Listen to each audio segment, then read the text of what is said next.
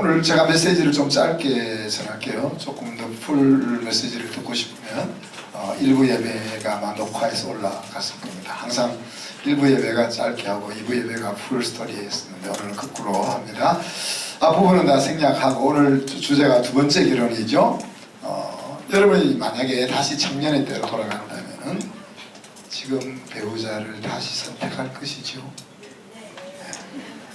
제가 이렇게 물어볼 수밖에 없습니다. 부부 중 한 사람이 먼저 하나님을 부름을 받는 것은 너무 현실적인 거잖아요. 그때 여러분 어떤 생각이 들까요? 아, 새로운 기회가 왔다? 혹은 무슨 고생길을 또? 어떤 생각이 들까요? 오늘 시어머니 며느리와 시어머니는 며느리 두 번째 결혼을 계획합니다. 오늘 읽었던 오늘 다 읽진 않았지만 3장 전체에 보면 이 두 번째 결혼에 대해서 세 가지가 언급됩니다. 첫째는 두 번째 결혼 전략을 시어머니가 짜고, 두 번째는 그 전략을 룻이 전적으로 순종하고 그 계획에 따라서 보아스가 부지런히 움직이는 그런 내용들이 오늘 본문에 나와 있습니다. 시어머니가 왜 이렇게 며느리의 두 번째 결혼을 계획할까요? 오늘 성경은 이렇게 이야기합니다. 며느리에게 안식처를 찾아줘야 되겠다. 또 잃어버렸던 하나님의 기억을 되찾아야 되겠다. 이 두 가지 생각이 바로 시어머니로 하여금 두 번째 결혼을 계획하는 계기가 되었습니다. 1절 5절에 보면 룻의 인생을 위해서 전략을 짜지요. 거기서 안식할 곳이라는 것은 이제 가정을 이야기하고 또 보금자리를 이야기하고 남편을 이야기합니다. 여기 이제 오늘 예배드리는 남편들은 정신을 바짝 차려야 됩니다. 아내가 생각할 때 여러분이 안식할 곳이 되고 있는지. 이런 시어머니의 책임감이 어디서 왔을까요? 물론 자기의 가문을 살려야 되겠다 하는 것에서도 왔겠지만 사실 시어머니가 며느리 인생을 되찾아줘야 되겠다 하는 생각은 며느리의 행실로부터 왔다 하는 것을 우리가 기억해야 되겠습니다. 그래서 여러분들이 이제 시어머니와 며느리 사이 관계에서 또 딸과 어머니의 관계에서 사실 사람의 관계는 서로 오고 가는 가운데 이루어진다 하는 것들을 생각을 해야겠습니다. 자, 그런데 이제 보아스를 룻이 나오면 이렇게 언급하잖아요. 보아스는 우리의 친족인데 오늘 밤 타작마당에서 이삭을 까부를 거라. 그때 네가 그곳에 가라 이렇게 하겠습니다. 팔레스타인의 타작법은 우리나라 농촌의 농사법과 비슷합니다. 그래서 이 별을 이렇게 너른 마당에 펼쳐놓고 말린 다음에 며칠이 지나고 나서 도리끼라는 것을 가지고 두드립니다. 두드리면은 나락과 벼가 이제 분리되죠. 그러면 이제 바람에 이렇게 키질을 해서 키질을 하는 것을 까부른다 그러죠. 키질을 해서 지금 먼지와 이런 것들을 날려보내고 알곡만 이렇게 이제 그 자루에 담는 거죠. 보아스가 이렇게 밤에 까부르는 일을 한 이유는 팔레스타인 지방은 밤에 내륙에서 이렇게 지중해 쪽으로 바람이 불기 때문에 그때 밤에 이렇게 키질을 하게 되는 겁니다. 자, 이때 나오미의 전략이 여러분 잘 보세요. 첫째는 자기 며느리를 잘 이쁘게 단장하라고요. 이쁘게 단장시키고, 두 번째는 단장하고 나서는 그 얼굴을 보여주지 말라고. 보여주지 말고, 두 번째는 누울 때 이제 보아스가 모든 일을 마치고 누울 때 그 발치 이불을 들고 살짝 누우라 그랬습니다. 이미 이제 우리가 고엘 제도를 알고 있잖아요. 예를 들면은 기업 물을자가 있는데 그 기업 물을자가 기업을 물어줄 거냐 하는 이야기입니다. 그래서 보아스가 기업 물을자인데 과연 보아스가 이 룻의 인생을 되찾아줄 거냐 하는 그 의사를 적극적으로 구체적으로 전달하기 위해서 이렇게 이불 끝자락을 들고 그 속으로 들어가 누우라 그랬습니다. 그러면서 이제 세 번째는 보아스가 어떻게 할 건지 하는 것을 기대하고 있어라. 이것이 이제 나오미의 전략이었습니다. 그리고 이 시어머니의 전략을 룻이 그대로 수락을 합니다. 룻이 모압 땅을 떠나서 베들레헴으로 돌아올 때, 야, 내가 베들레헴으로 돌아가면 우리 어머니가 재혼시켜 줄 거야, 이런 생각을 가지고 왔을까요? 그죠? 아니면은 첫 번째 남편이 이름대로 막 비실비실 거려서 만족하지 못했으니까 새 인생을 내가 찾아보자, 그런 생각을 가졌을까요? 아니면 지금 혼자 된 이 여인으로서 살기가 너무 힘드니까 살기 위해서 남편이 필요고 했을까요? 가능한 생각들이죠, 다. 그렇지만 지금까지 우리가 보아왔던 룻을 생각해 보면 룻의 이런 행동은 하나님의 뜻을 따르는 것으로 보아야 되겠다 하는 이야기입니다. 그래서 우리가 인생을 살아가면서 지나치게 자기 주장을 하지 않았으면 좋겠다. 베드로가 예수님이 십자가에 달릴 때 여기 있는 우리 친구들이 다 예수님 배반해도 나는 절대 배반하지 않겠습니다 라고 주장했죠. 그때 베드로의 마음이 사실이 그랬잖아요, 그죠? 그러나 그런 주장은 결국 자기 의를 나타내는 주장이었습니다. 사도 바울은 그래서 우리가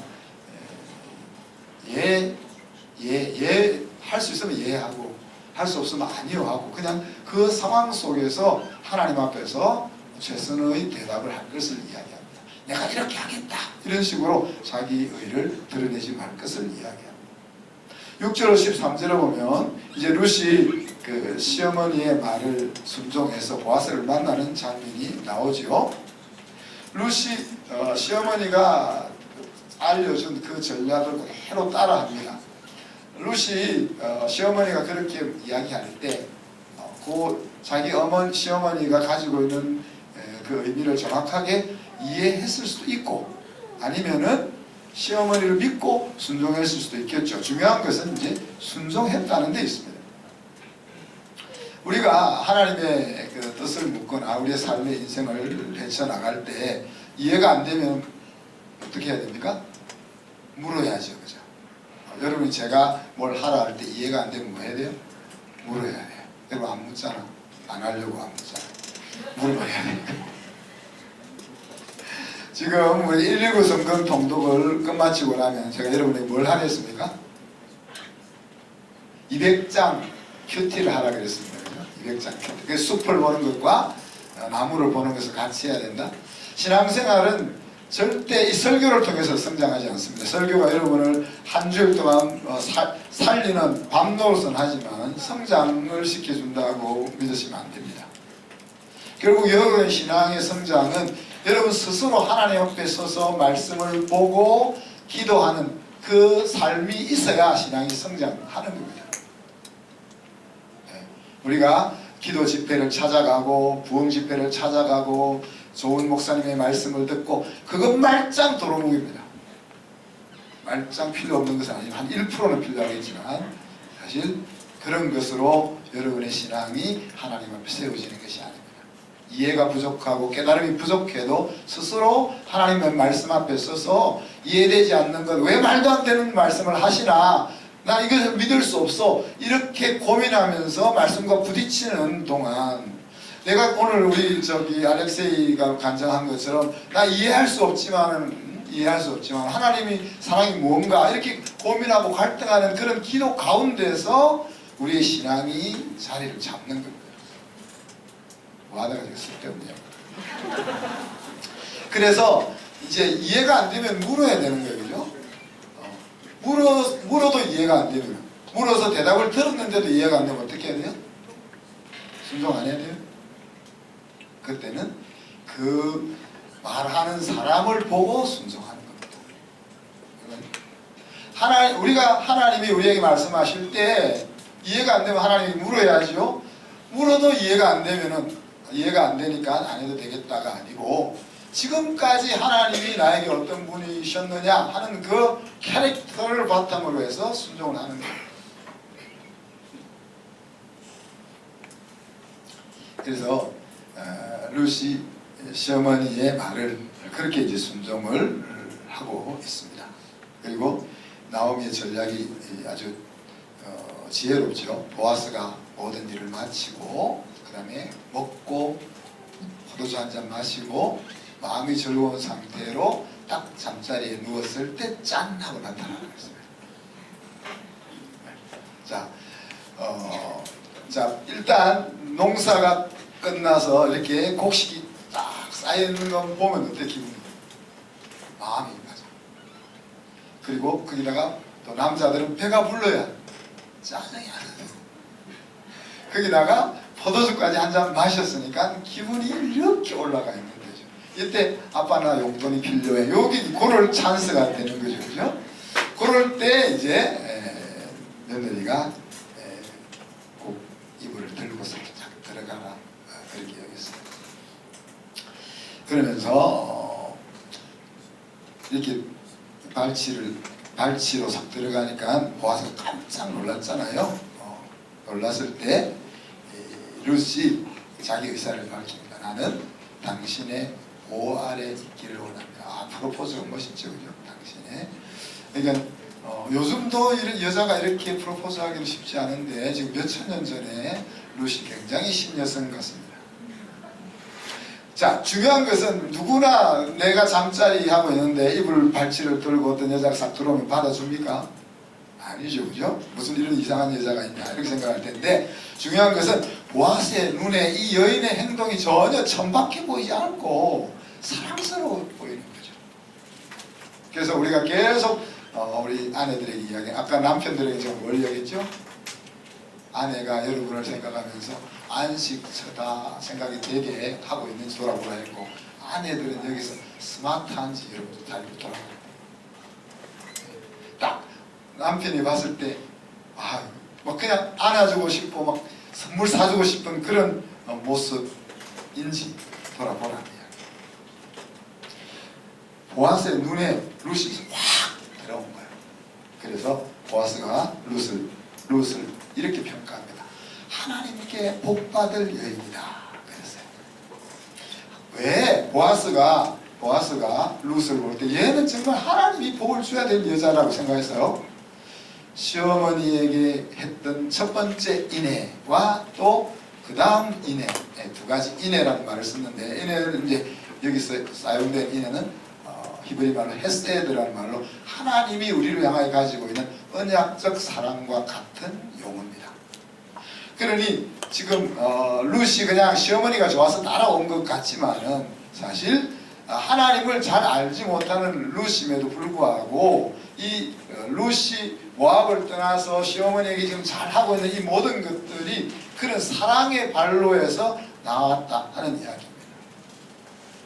그래서 시어머니를 따라서 같이 베들레헴으로 온 그 첫 번째 헤세드와, 근데 그것도 대단한 건데, 그 다음에 나중인애는 뭐예요?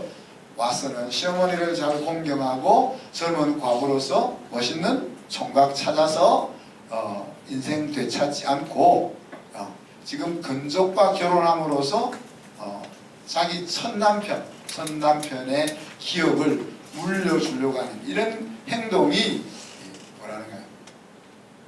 하나님께로부터 복받아야 될 여인이다 라는 생각을 가지게 만드는 거죠.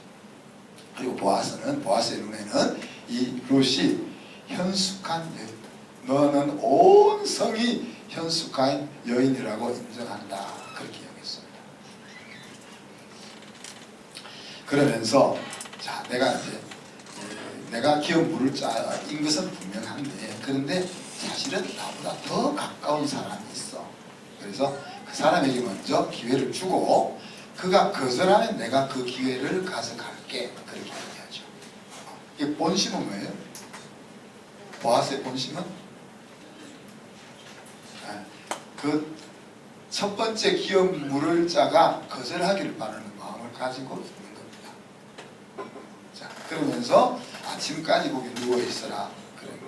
저는 이렇게 생각합니다. 보아스의 인생에 있어서 가장 설레이는 밤이 아니었겠나. 그 이불 하나 사이로 서로 손과 발도 닿지 않았지만 그죠? 서로 몸은 떨어져서 이불 한 장에 이쪽 끝 저쪽 끝에 누워서 밤새 뜬 눈으로 지새웠을 거 아니에요? 그런 아주 설레이는 밤을 결혼하고 나서는 그런 설레임이 있었겠어요? 자, 이 일을 룻이 시어머니에게 와서 리포트를 했습니다. 네? 자, 그러자 나오미와 룻은 하나님이 이 일을 어떻게 진행할 건지 우리가 기다려보자 이렇게 이야기합니다. 우리가 할 수 있는 일을 다 하고 나서 하나님이 어떻게 하실지를 기대하는 것이 신앙이잖아요. 자, 룻이 새벽까지 머물렀다가 집으로 돌아옵니다. 자, 보아스가 참 대단한 사람이라는 것이, 자, 보아스의 마음에는 룻이 이미 마음에 들었어요. 그러면 야, 알았으니까 빨리 집에 가서 숨어 있어 이렇게 할 수 있잖아요. 근데 조금이라도 더 같이 있고 싶은 거죠.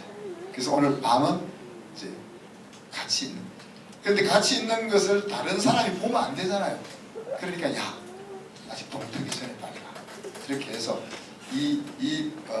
밤에 일어났던 일은 두 사람만 아는 일로 배려하고 보호하는 모습들을 보여줍니다. 그리고는 갈 때 보리 6대를 되어서 주죠. 여기에 대한 여러 가지 해석이 있을 수 있지만 중요한 것은 자기가 지난 밤에 했던 말이 정말 내 마음속에 진실한 것이다 하는 것을 그렇게 표현했습니다. 자, 집으로 돌아와서 밤에 있었던 일을 시어머니에게 다 이야기하고 나니까 나오미가 뭘 알았어요? 확실히 오래 사는 사람이 눈치가 있는 거예요. 보아스의 본심이 뭔지를 딱 캐치한 거죠. 요 뒤부터는 이제 볼 필요가 없습니다. 이까지 왔으면 이제 손잡았으면 키스하면 다 그렇게 가는 거잖아요. 이까지 왔으면 이제 보아스와 룻이 어떤 인생을 살 건지는 사장은 안 봐도 되는 거예요. 그렇지만 이제 사장을 다음 주에 설교할 건지는 제가 주중에 묵상하면서 결정하겠습니다. 자, 두 번째 결혼에 대해 여러분은 어떻게 생각합니까? 남의 일이라고 생각하지 마세요. 현실입니다. 현실. 특히 여성에게는 현실입니다. 저희 집사람에게는 더더욱 현실이죠. 제가 9살이 많고 한국 남자들의 수명이 평균 수명이 여자들보다 8년이나 빨리 죽는다면서요.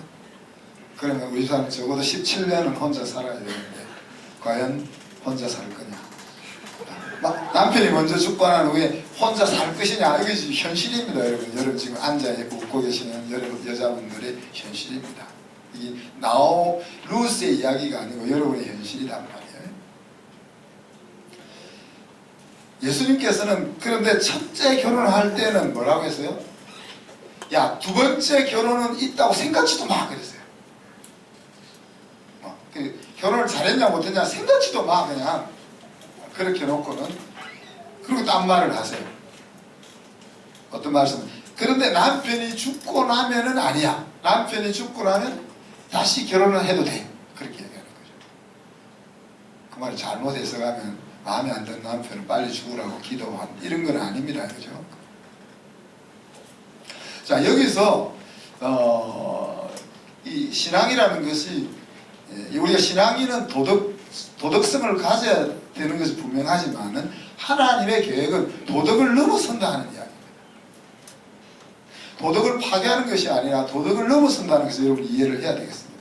하나님의 계획은 상상할 수 없다는 이야기입니다. 사두개인들이 예수님을 궁지에 몰아넣기 위해서 어떤 이야기를 했습니까? 부활을 못 믿는데 예수님이 자꾸 부활한다 그러니까. 자, 형제가 7이 있는데 첫째가 결혼했는데 며칠 못 살고 죽었어. 그래서 둘째는 그 첫째 형수하고 다시 결혼했어. 그 둘째도 며칠 못 살고 죽었어. 그 셋째가 그 형수랑 결혼했어. 이렇게 해서 7째까지 다 그 한 여자랑 결혼했어. 그러고 나서 그 여자도 죽었어요. 그럼 이제 천국에 갔을 때 누가 이 여인의 남편입니까? 여러분 뭐라고 대답할까요? 그래서 저는 우리 집사람이 혹시 먼저 죽어도 두 번째 결혼을 안 할 생각입니다. 저희 집사람이 혹시 먼저 죽을 수도 있거든요. 왜냐하면 우리 장모님이 못 들으시기 때문에 마음껏 얘기할 수가 있다.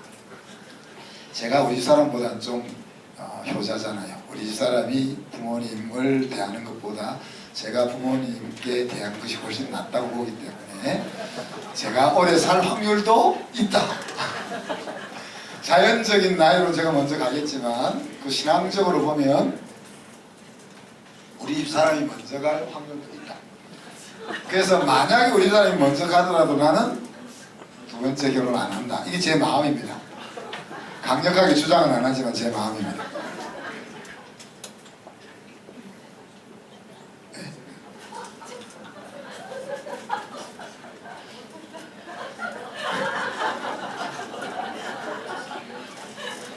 자, 근데 예수님께서 왜 그 천국은 시집도 가지도 않고 장가도 안 간다 왜 그렇게 말씀하셨을까요? 그러면 제가 천국 갔을 때 우리 집사람을 기다리고 있는데 우리 사람이 안 올라온다는 이야기인가요? 우리 집사람이 와도 지나가도 모른다는 이야기인가요? 그럼 좋겠어요, 여러분? 여러분 천국 갔어도 또 저 인간 또 만나? 이런 거예요? 그렇잖아요.